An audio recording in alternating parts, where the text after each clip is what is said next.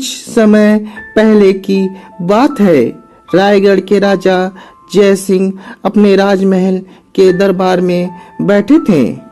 दरबार में राजा जय सिंह अपने खास मंत्रियों से बातचीत कर ही रहा था कि अचानक उसी दरबार में एक कपड़े का व्यापारी आया।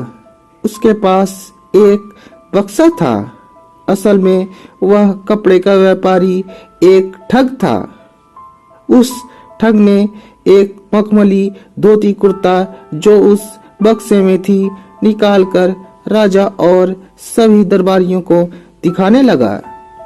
धोती कुर्ता इतनी खूबसूरत थी कि कोई भी उसे देखकर आश्चर्य में पड़ जाता था। उस ठग ने राजा जय सिंह को बताया कि वह ऐसी ही खूबसूरत धोती कुर्ता बनाता है। इस धोती कुर्ता को कुछ कारीगरों ने अपनी खास कलाओं से बनाया है। उस ठग ने राजा से कहा कि अगर वह उसे कुछ धन दे दे तो वह भी उनके लिए ऐसी ही धोती कुर्ता बना देगा।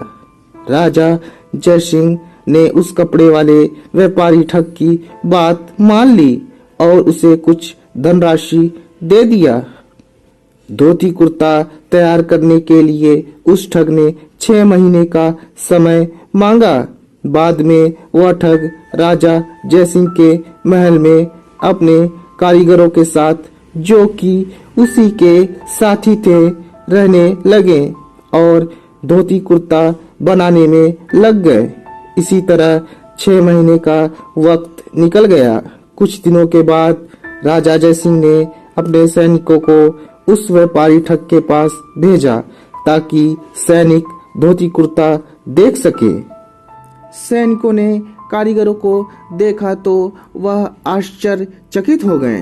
वहाँ 3 कारीगर कुछ कपड़े या धागे के बिना ही बुन रहे थे।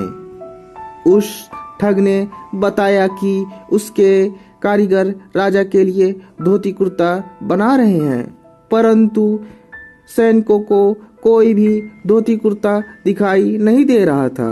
इस बात पर वह व्यापारी ठग ने यह कहा कि यह धोती कुर्ता वही लोग देख सकते हैं जिनका मन साफ है और जिन्होंने अपने जीवन में कोई पाप नहीं किया हो। राजा के सैनिक इस बात से परेशान हो गए।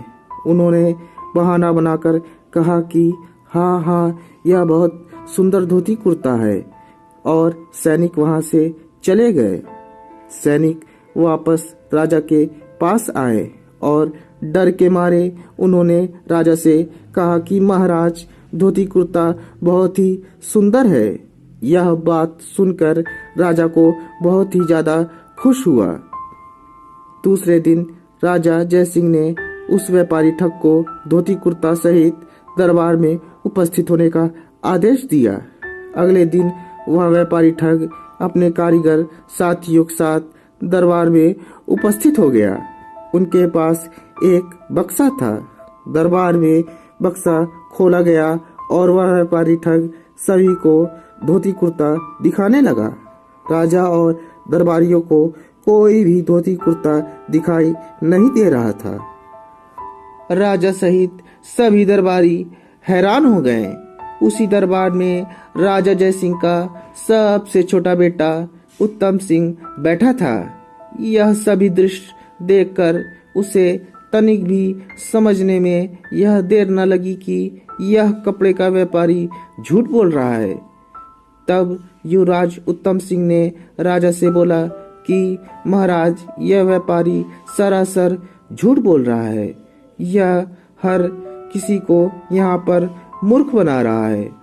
युवराज उत्तम सिंह उम्र में बहुत ही छोटा था, परंतु बुद्धिमानी में उसकी कोई भी सीमा न थी। तब युवराज उत्तम सिंह ने फिर उस व्यापारी ठग से कहा कि वे या दरबार में बैठे किसी भी दरबारी को यह धोती कुर्ता दिखाई नहीं दे रहा है। बुद्धिमान उत्तम सिंह की बात सुनकर उस ठग ने कहा कि यह धोती कुर्ता सिर्फ उन्हीं को दिखाई देगा जिनका मन साफ हो और जिन्होंने कोई भी पाप जीवन में नहीं किया हो। उस ठग की बातें सुनकर चतुर युवराज उत्तम सिंह ने थोड़ी देर कुछ सोचा और फिर कहा कि ठीक है महाराज, खुद चाहते हैं कि तुम इस धोती कुर्ता को पहनो और दरबार में आओ और सभी को यह धोती कुर्ता पहनकर दिखाओ कि तुम इस धोती कुर्ता में कैसे लग रहे हो। यह बात सुनते ही उस व्यापारी ठग के पसीने छूट गए। उसने सोचा कि सभी दरबारियों के सामने नग्न होने से बेहतर है कि वह अपनी गलती मानकर वहां से चला जाए।